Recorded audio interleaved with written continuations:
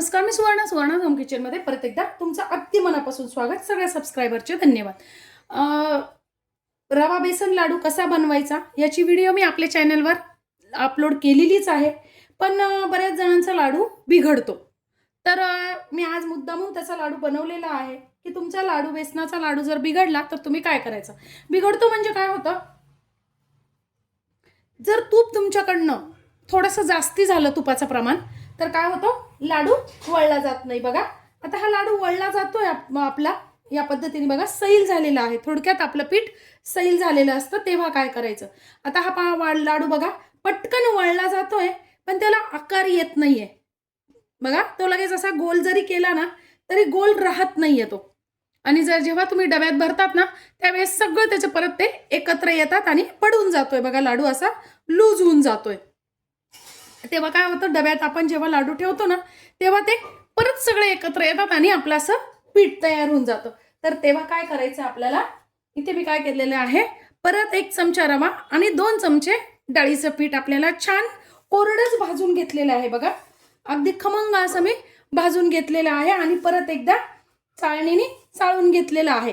तर काय करायचं आता, हे खमंग तूप वगैरे काही टाकलेलं नाहीये, कोरडंच भाजून घेतलेलं आहे. आता हे काय करायचं आपल्याला, आपल्या लाडूचं जे आहे ना त्यात हे टाकून घ्यायचंय. सुरुवातीला 1-1.5 चमचाच टाका आणि बघा ते छान असं हातानेच मिक्स करून घ्यायचंय. बघा या पद्धतीने भाजताना फक्त ते आपल्याला खमंग भाजायचं आहे, म्हणजे मग यात छान ते मिक्स झालं पाहिजे. कारण आपण लाडू भाजताना जेव्हा रवा बेसन भाजतो ना त्यावेळेस तो खमंग भाजलेला असतो, तसंच आपल्याला परत कोरडंच खमंग हे डाळीचं पीठ आणि रवा भाजून घ्यायचं असतं. बघा सुरुवातीला मी 1 ते 1.5 चमचाच टाकलेला आहे. आता बघूया आपला लाडू वळतोय का. तर हो, लाडू वळला जातोय, पण पाहिजे तसा घट्ट आपला लाडू होत नाहीये. तर मग मी सगळंच आता हे टाकून घेणार आहे आणि छान असं मिक्स करून घेणार आहे. काही वेळेस काय होतं, वातावरणाचा पण परिणाम होतो. उन्हाळ्यात जेव्हा असतं ना तूप लवकर शिजत नाही किंवा मग तूप जे आहे ना ते घट्ट होत नाही, त्यावेळेस उन्हाळ्यात असा तुम्हाला प्रॉब्लेम येऊ शकतो. शक्यतो हिवाळ्यात आणि पावसाळ्यात हा प्रॉब्लेम येत नाही, पण उन्हाळ्यात नक्की हा प्रॉब्लेम येतो लाडूला. तर तुम्ही या पद्धतीने बघा, आता आपलं पीठ अगदी घट्ट झालेलं आहे. रवा आणि डाळीचं पीठ आपण छान मिक्स करून घेतलेलं आहे. रवा आणि डाळीचं पीठ जेव्हा मिक्स करतो ना त्याच्याबरोबर साखर टाकू नका, नाहीतर मग लवकर घट्ट होत नाही. रवा आणि डाळीचं पीठ मिक्स करणं झाले की आता टाकून घ्यायचे आपल्याला 2 चमचे साखर. कारण काय झालेलं आहे, आपण ते 2 चमचे डाळीचं पीठ आणि 1 चमचा रवा घेतलेला आहे. मग मी इथे 2 चमचे, म्हणजे आपलं परत ते आधीचं पिठाचं प्रमाण जे होतं ते गोडी ती अगोड लागू शकते, म्हणून मी 2 चमचे साखर परत इथे वाढवलेली आहे. आता ही साखर पण आपल्याला मिक्स करून घ्यायची.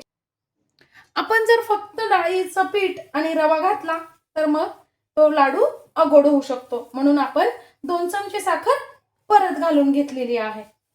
साखर पण आपण मिक्स करून घेतलेली आहे. आता बघा लाडू आपला लगेच वळला जात आहे, पण काय करायचं आपल्याला, लाडू लगेच नाही वळायचा आहे. एक 10 ते 15 मिनिटासाठी हे पीठ असंच पसरून ठेवायचं आहे, म्हणजे जो आपण रवा घातलेला आहे ना तो यात छान मिक्स होतो किंवा मग मुरला जातो. आता बघा 10च मिनिटात आपलं पीठ छान परत घट्ट झालेलं आहे. मगापेक्षा तुम्ही या पद्धतीने जर डाळीचं पीठ आणि रवा थोडंसं भाजून टाकलं ना तर तो तुमचं पीठ परत घट्ट होऊ शकतं. त्याच्यात घाबरण्यासारखं काहीच नाही. आणि आता बघा छान असा आपला लाडू वळला जातोय. तुम्हाला पाहिजे त्या आकारात तुम्ही लाडू वळवून घेऊ शकता.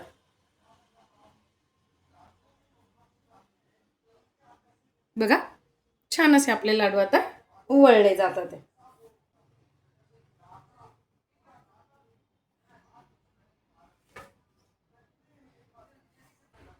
आपण आधी जेव्हा लाडू करायला घेतला त्यावेळेस आकार येत नव्हता, लगेच लाडू लूज पडत होता. आता बघा आपला लाडू व्यवस्थित छान असा तयार झालेला आहे आणि अजिबात लूज पण पडत नाहीये. आजची माझी व्हिडिओ तुम्हाला कशी वाटली कमेंट्समध्ये नक्की सांगा. चॅनलवर नवीन असाल तर चॅनलला लाईक, सबस्क्राईब आणि शेअर करा. धन्यवाद.